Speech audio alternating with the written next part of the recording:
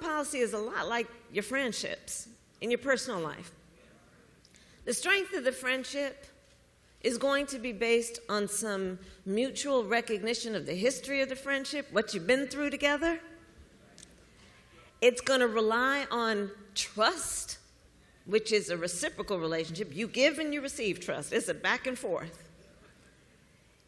Friendships rely on consistency. Do I follow through on what I say? What I've said? Well, none of this can be counted on when it comes to Donald Trump. None of it. It is, yes, evidence of his lack of character, but it is harmful to the people of America, not to mention people in allied nations around the world. So he enters into this war, a war of choice. Remember, the man said he got rid of their nuclear arsenal. Obliterated it, he said. You know how he likes to use those kind of words? Obliterated it. Which is not an ambiguous term. That means you took it out. Well, evidently he didn't do that.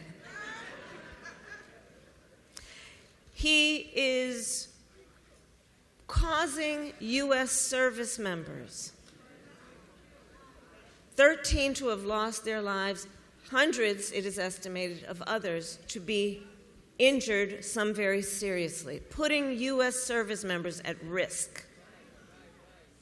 Abandoning alliances. He's been pointing fingers at NATO, right?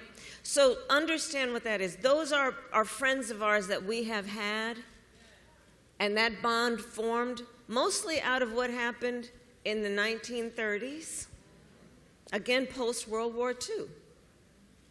Under our administration, we expanded NATO. We brought 2 more countries in.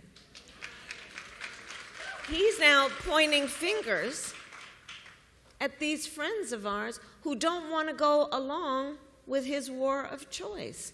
And I mention all of this to say 2 things in particular, which keeps me up at night, frankly, as your former Vice President of the United States.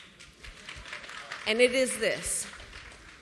America has increasingly, under Donald Trump, become more unreliable as a partner to our friends, and America has increasingly, second point, lost influence.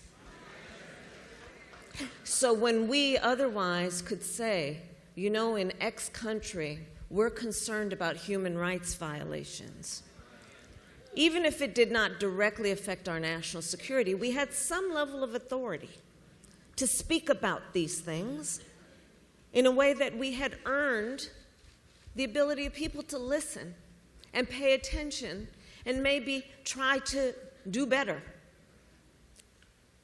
We have become more unreliable under this man, and we are losing influence. And my concern is not only just the fact of it, but it's going to take a while and some serious work, way beyond the end of this man's term, to regain whatever we have.